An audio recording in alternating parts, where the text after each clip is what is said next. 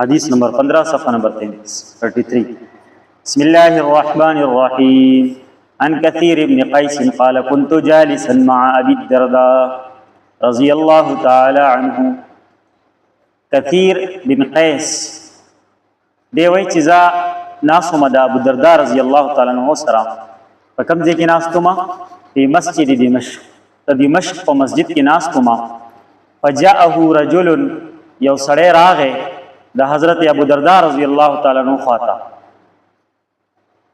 فقال عرض وکړو یا ابو الدرداء چې اے ابو الدرداء رضی الله تعالی عنہ انی جئتک من مدینه الرسول صلی الله علیه وسلم چې زه راغلی مستا خواله د رسول الله صلی الله علیه وسلم د ښار نه د مدینې منورې نه. صحیح ده؟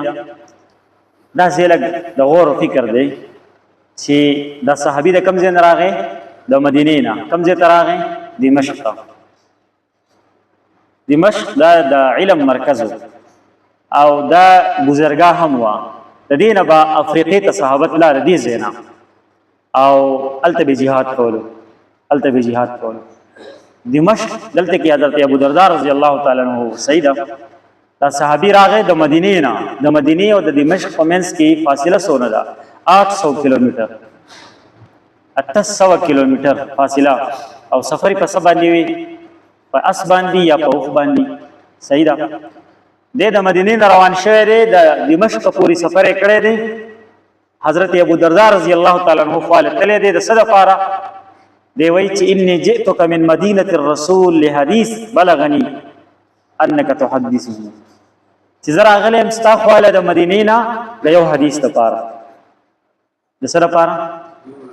یو حدیث دپاره. چا راته وي چې دا یو حدیث دا ستا سره دی او ته بیانې. نو زه د هغې یو حدیث د زده کولو دپاره د مدینې نه راغلی یم چېرته؟ دمشق ته. دومره د علم طلب. اندازه ولګوئ. بعضې روایاتو کې راځي چې دی د خپلې سورلۍ نه هم کوز نه شو چې زما چې کوم مقصد دی په هغې مقصد کې بل څه رانشي، زما په نیت کې بل څه څیز رانشي. سیده تللی دی د ابوالدرداء رضی الله عنه خواله او هغه ته ناست دی چې زه صرف اور صرف دونه غټ سفر مې کړی دی د یو مقصد دپاره. مقصد مې دا دی چې یو حدیث یې زده کول غواړم، هغه یو حدیث تا سره دی ته بیانې. او د هغې اوس دلته کې مختلفې خبرې دي. یو خدا چې د دې حدیث مبارک اجمالا علم دی صحابي ته وو، تفصیلی علم د پاره یعنی تفصیلی حدیث د زده کولو د پاره دمشق ته راغی. یو دا. دویم دا چې دا حدیث مبارک یې اورېدلی وو خو د بل چا نه په واسطه سره. لکه مثال کے طور پر دې صحابي اورېدلی وو د بل چا نه، هغه د ابوالدرداء نه نقل کړی وو، واسطې سره یې د ابوالدرداء نه اورېدلی وو. نو دا غوښتل چې په منځ کې دا واسطه ختمه شي او براه راست یې د حضرت ابوالدرداء رضی الله تعالی عنه نه واوره. د دې دپاره چې دی دا د مدینې نه سفر وکړو دمشق ته لاړو او هغه ته کېناستو چې دغه یو مقصد مې د بل څه مقصد دپاره نه یم راغلی. دومره قرباني. نو دې نه اندازه ولګوئ چې د علم طلب دا څونه ضروري دی د مسلمان دپاره. صحابو دونه مشکلات برداشت کړي دي، تکلیفونه برداشت کړي دي د یو حدیث ته زده کولو دپاره. او موږ ته په خپل کور کوڅه کې په پلیټ کې بس میلاویږي او مطلب دا دی موږ سره طلب نشته. نو پکار دی چې دې نه مونږ زده کړه وکړو. نو دی وایي چې کله دا صحابي راغی او حضرت ابوالدرداء رضی الله تعالی عنہ ته دا ووي چې زه د یو حدیث ته زده کولو دپاره راغلی یم. ابوالدرداء رضی الله تعالی عنہ ورته په جواب کې وایي چې ښه دی وایي ما جئت لحاجه، زه د بل څه مقصد دپاره نه یم راغلی، صرف د حدیث دپاره. قال نو ابوالدرداء رضی الله تعالی عنہ په جواب کې وایي چې فإني سمعت رسول الله صلی الله علیه وسلم، چې ما د الله د رسول نه اورېدلی دي. اوس ګوره دې کې دوه خبرې دي. یو دا چې دی د کوم حدیث دپاره راغلی و، نو ابوالدرداء رضی الله عنه ورته گویا دا ویل غواړي چې ته د کوم حدیث دپاره راغلی هغه خو درته وروسته وایم، د هغې نه مخکې چې دا دومره محنت تا وکړو، دا دونه مشقت تا برداشت کړو، تاله یو زیری در کومه، خوشخبري در کومه واوره. نو په زیری او خوشخبري کې ورته حدیث ویلی دی. نو یو خو دا احتمال دی. دویم دا چې دا کم زیری ولا دی ورکوي دغه حدیث دغه مطلوب و، دغه حدیث دغه مطلوب وو. نو دوانه احتمالات پکې دي. نو ابوالدرداء تعالی عنہ ته ما د رسول الله نه اورېدلي صلی الله علیه وسلم یقول فرمایي من سلک طریقا یطلب فیه علما، وایي څوک چې په یوه لاره باندې روان شي سفر کوي او پدې کې د مقصد یطلب فی علم د علم طلب وی چې علم زده کړي سلک الله به طریقا من طرق الجنه الله رب العزت بوتا د جنت لار آسانه د جنت لار بوتا الله آسانه د یو حدیث یا د یو مسأله زده کول دغه طلب سونه اهم دی او مخکې ته فرمایي چې نبی علیہ السلام فرمایي وان الملائکه لتضع اجنحتها رضا لطالب العلم چې د علم په طلب کې د کور راوځي روان شي نو فرشتي چې دی خپل وزر دي تفریق خپل وزر دي تفریقي او دا پري وزر له پاس رواني استقبال او مخکې وان العالم لا يستغفر له من في السماوات ومن في الارض چې دا عالم چې دی د لپاره استغفار کوي هغه ساتي په اسمانونو کې دی او هغه ساتي په ځمکو کې دی والحيتان في جوف الماء او پوبو کې دنه میان هغه ولم استغفار کوي او وان فضل العالم على العابد او رسول الله صلی الله علیه وسلم فرمایي چې د عالم فضیلت په عابد باندې په عبادت کوونکي باندې داسې دی كفضل القمر ليله البدر على سائر الكواكب لکه څنګه چې د سوار لسمي سپوږمۍ فضیلت پستورو باندې دی پستورو باندې د سوار لسمي شپې سپوږمۍ دغه فضیلت ته دغه سي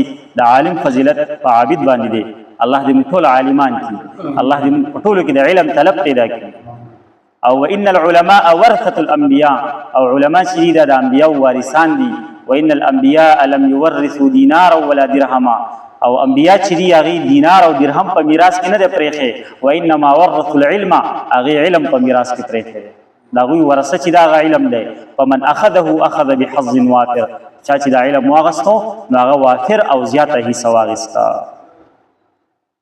وعن ابي امامه الباهلي قال ذكر لرسول الله صلى الله عليه وسلم رجلان د نبی علیہ الصلوۃ والسلام په مخ کې د دوه سړو تذکره وشوه احدهما عابد والاخر عالم چې دا یو عابد دی عبادت کوي ټول شپه ورځ او یو عالم دی علم از د کوي د علم طلب کوي نو فقال رسول الله صلی الله علیه وسلم نبی علیہ الصلوۃ والسلام تو فرمایل چې فضل العالم علی العابد چې د عالم فضیلت پر عبادت کوونکي باندې داسې دی کفضل علی ادناکم څنګه چې زما فضیلت په تاسو کې په یو ادنا درجه باندې ادنا درجه انسان باندې چې زما څنګه فضیلت ده دغه سي فضیلت د عالم په عبادت کوونکي باندې دومره لوی فضیلت دی او قال رسول ثم قال رسول الله صلى الله عليه وسلم يا رسول الله صلى الله عليه وسلم فرمایل چې ان الله وملائکته واهل السماوات والارض چې الله او د الله فرشته اسمانون والا او زمکو والا حتی النمله فی جحرها حتی چې میګه په خپل سوري کې خپل کور کې او وحتى الحوت او مې په بو کې دا ټول چې دی له صلون علی معلم الناس الخير دا عالم د پاره د رحمت دعاګانې دي دا ټول مخلوقات چې د عالم د پاره چې خلکو ته خیر خي علم خي علم زدکای نو هغه ته د رحمت دعاګانې کوي وعن ابي سعيد الخدري قال قال رسول الله صلى الله عليه وسلم ابو سعید خدری رضی الله تعالی عنہ روایت ته چې نبی علیہ الصلوۃ والسلام فرمایي چې دا خلق چې دی لکم تبع دا ټول تاسو تابع دي صحابه ته نبی علیہ السلام فرمایي چې زما صحابه دا ټول خلق تاسو تابع دي په علم کې تاسو تابع ذکر دین مقتد صحابه په ذریعہ راغلي دي صحابه معیار حق دي نو وان رجال یاتونکم من اقطار الارض صحابه ته نبی علیہ السلام وصیت کوي چې زما صحابه تاسو خاله بد د ټوله دنیا نه خلق راځي د زمکه د هر ګډ نه تاسو خاله خلق راځي د سره پاره